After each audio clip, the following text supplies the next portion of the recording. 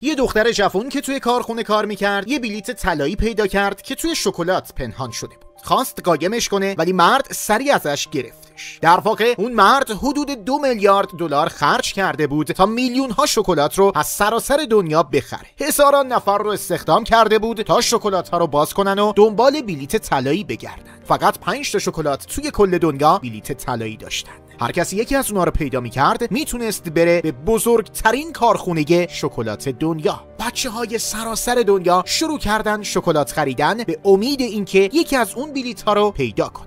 اولین بلیط رو یه پسر چاق پیدا کرد که شب و روز فقط شکلات می‌خورد. دومی رو دختری میلیونر پولدار پیدا کرد که به اندازه 2 میلیارد دلار شکلات خریده.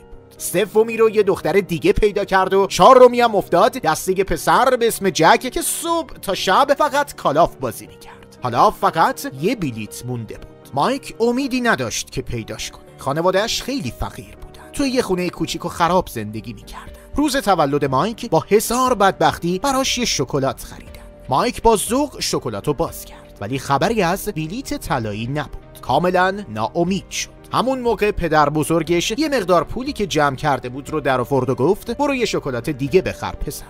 مایک رفت و یکی دیگه خرید ولی این دفعه هم پوچ در اومد. ناامید رفت قدم بزنه. تو راه یه اسکناس روی زمین پیدا کرد. سری رفت و یه شکلات دیگه خرید. همین که شکلات رو باز کرد وقتش برگشت. این دفعه بلیط طلایی توش بود. صاحب مغازه با خوشحالی بهش تبریک گفت. مایکم دوید سمت خونه و با ذوق و شوق فراوان بلیط طلایی رو نشون پدر بزرگش داد. پدر بزرگش هم سری پا شد و رقصید.